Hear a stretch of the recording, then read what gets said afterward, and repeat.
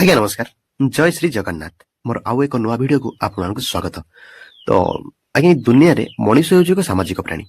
ଆଉ ଏଇ ସମାଜରେ ରହିବାକୁ ହେଲେ ଆମକୁ ପରସ୍ପର ସହିତ ହସ ଖୁସି ଆଉ ଭଲ ପାଇବାର ସହିତ ରହିବାକୁ ପଡିଥାଏ। ଆଉ ଏଇ ଦୁନିଆରେ ସମସ୍ତଙ୍କର ଭଲ ପାଇବା ଦେଖେଇବାର ତରିକା ଟିକେ ଟିକେ ଅଲଗା, ଯୋଉଟାକୁ କି ଆମେ ମାନେ ଲଭ୍ ଲାଙ୍ଗୁଏଜ ବୋଲି କହିଥାଉ। ଯେମିତିକି ବାପା ମା ତାଙ୍କ ପିଲାଙ୍କୁ ଛୋଟରୁ ବଡ କରନ୍ତି, ତାଙ୍କର ସବୁ ଅଳି ଅର୍ଦଳି ବୁଝନ୍ତି, ସେଇଟା ହଉଛି ତାଙ୍କ ଲଭ୍ ଲାଙ୍ଗୁଏଜ। ଆଉ ଜଣେ ଶିକ୍ଷକ ତା ପିଲାମାନଙ୍କ ପାଇଁ ନିଜେ ମଧ୍ୟ ଦିନ ରାତି ପରିଶ୍ରମ କରନ୍ତି, ଏଇଟା ହଉଛି ତାଙ୍କ ଲଭ୍ ଲାଙ୍ଗୁଏଜ। ଆଉ ହଁ, ପ୍ରେମିକ ପ୍ରେମିକା କଥା କଣ କହିବି, ସେଇଟା ତ ଆପଣମାନେ ବି ଜାଣିଛନ୍ତି। ତ ସେ ବିଷୟରେ ମୁଁ ଆଉ କିଛି ଚଢିକି କହୁନି, ସେଇଟା ଆପଣମାନେ ପୁରା କରିବେ, ମୁଁ ତାକୁ ବ୍ଲାଙ୍କ ଛାଡି ଦଉଛି। ଆଉ ହଁ, ଏଇ ଭିଡିଓରେ in this video I am gonna tell you about the love language of our delivery riders। ମାନେ ମୁଁ ଏଇ ଭିଡିଓରେ ଆମର ଡେଲିଭରି ରାଇଡର୍ସ, ଯାହାଙ୍କୁ କି ଆପଣମାନେ ପାର୍ସଲ ବାଲା, ଫ୍ଲିପକାର୍ଟ ବାଲା, ମେସୋ ବାଲା, ଆଉ କେହି ଆମାଜନ ବାଲା, ଆଉ ହଁ ସବୁ ଶେଷରେ ଜିନିଷଟା ଯୋଉଠୁ ଆସିଥାଏ ଆମେ ହଉଛୁ ସେଇ ବାଲା। ତ ଆମ ଲଭ୍ ଲାଙ୍ଗୁଏଜ ବିଷୟରେ ଆପଣମାନଙ୍କୁ କହିବି। ତ ଫାର୍ଷ୍ଟ କଥା, କଷ୍ଟମର ଯେବେ କିଛି ବି ଜିନିଷ ଆଉ କୋଉ ଜାଗାରୁ ବି କିଛି ବି ପ୍ରଡକ୍ଟ ଅର୍ଡର କରନ୍ତି, ନୋ ମ୍ୟାଟର ହ୍ୱାଟ, ବର୍ଷା ହଉ, ଖରା ହଉ, କିମ୍ବା ଟ୍ରାଫିକ ବହୁତ ଥାଉ, ଆଉ କି XYZ କିଛି ବି ହେଇଯାଉ, ମତେ ଡେଟ୍ ଦେଖେଇଛି 2 ତାରିଖ, ମାନେ ପ୍ରଡକ୍ଟଟି ମୋ ପାଖକୁ 2 ତାରିଖ ହିଁ ଆସିବା ଦରକାର।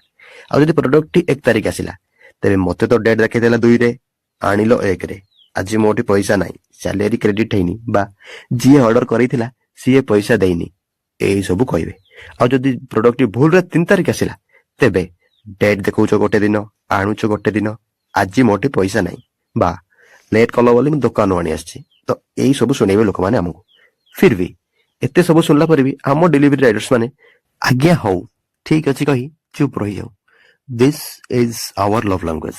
ଆମ କେଉଁଝରରେ ଆଜ୍ଞା ଖରାଦିନେ 40-45 ଡିଗ୍ରୀ ଖରାରେ, ଯୋଉ ଖରାରେ ଘରୁ ନ ବାହାରିବାକୁ ସରକାର ବି ମନା କରନ୍ତି, ସେଇ ଖରାରେ ବି ଆମେ ପାର୍ସଲ ଡେଲିଭରି କରୁ। କାହିଁକି ନା this is our love language.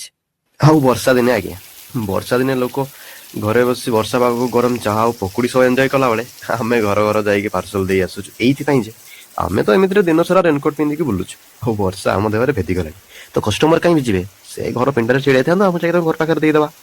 ତ this is our love language. ଆଉ ହଁ, ଶୀତ ଦିନେ, ମାନେ ଯେତେବେଳେ ଆମେ ଛୋଟ ଥିଲୁ, ଶୀତ ଦିନିଆ ସମୟରେ ସ୍କୁଲକୁ ଗଲେ ବି 1-2 କରିବାକୁ ତ ବାହାରକୁ ବାହାରୁନି, ହେଲେ ଏବେ ଆମେ ସେଇ ଲୋକ 10-15 ଡିଗ୍ରୀ ଥଣ୍ଡାରେ ବି ରେଡି ହେଇକି ବାହାରି ଯାଉଛୁ ଡ୍ୟୁଟିକୁ, କାହିଁକି ନା ଏଇଟା ଆମର ଲଭ୍ ଲାଙ୍ଗୁଏଜ।